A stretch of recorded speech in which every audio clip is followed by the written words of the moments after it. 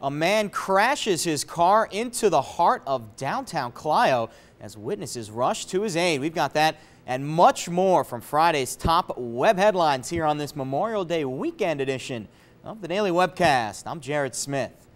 The man had what appeared to be a seizure as he crashed into a building at the intersection of Clio and Vienna Roads on Thursday afternoon. Crews were able to stop the driver's convulsions. He suffered only minor injuries. However, folks inside the law office hit by the car were, well, they were a little shaken up.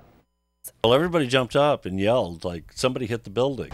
I heard a loud screech noise, looked out the window and seen the car hit a light pole and seen the car crash into a building.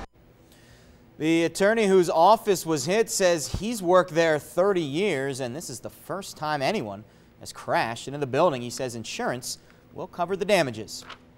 In Saginaw, two men were rescued this morning after their boat began to take on water. The U.S. Coast Guard quickly arrived on the scene and found the two men in the water wearing life jackets. Crews are still working to recover the boat and no injuries were reported. The Coast Guard was unavailable for comment. With Memorial Day weekend set to begin, all boaters are asked to be wary of safety on the waterways. Meanwhile, in Grand Blanc, construction on the main road in the downtown area is underway. Crews started working on curbs and ditches on a mile-long stretch of Saginaw Street last month, and construction is still ongoing. The area is heavily populated with businesses and restaurants, and with one lane closed, traffic has been backed up at times. We talked with a business owner who says his customers are frustrated, but they're still coming in. Construction workers also busy in Grand Blanc Township. They're building a new skilled nursing facility to provide long and short-term rehabilitation care for seniors and other patients. Trilogy Health Services covers more than 8 acres and will house 94 beds. The project should be completed by the fall.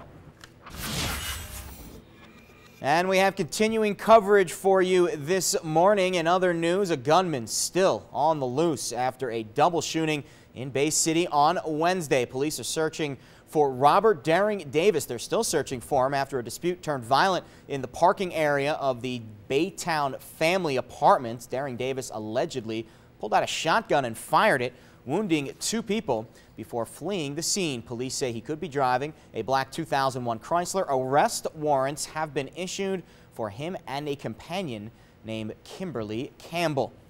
And the manhunt continues in Roscommon County for a prisoner who escaped police custody earlier this week. Police say Everett Robinson disarmed a deputy while being transported from Standish on Monday for a court hearing. He reportedly grabbed a gun and got control of the squad car.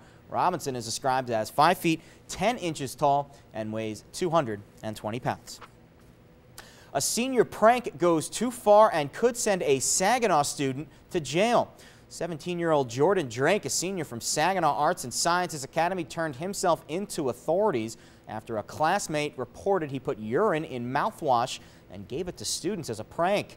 Drake is charged with adultering or misbranding a food item. The felony charge carries a maximum penalty of 4 years in prison. Drake was released on bond. NBC 25's Jane Park had the story last night. More information about the incident can be found on our homepage, mynbcnews.com.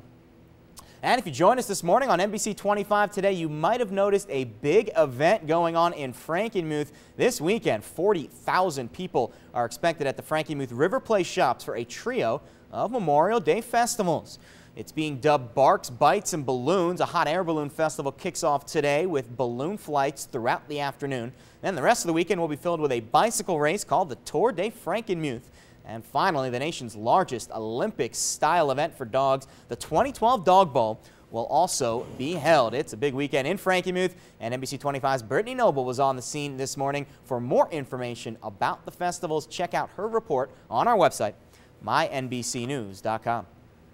In sports, the Frankenmuth Lady Eagles softball team made it to the state title game last year, but came up oh so tantalizingly short. But this year's squad of 8 seniors is hoping to go all the way. Season's going real well. At one point we were 4-3, and now we're 29-4. I have 8 seniors on the team, so it's definitely a big factor of why this season is the way it is. I think that's our goal, is to try to go undefeated. We had a couple of tough games, but we're definitely happy that we got our goal. So. The Lady Eagles take on Bridgeport in the first round of districts next week. For more on their skipper, head to our homepage, mynbcnews.com.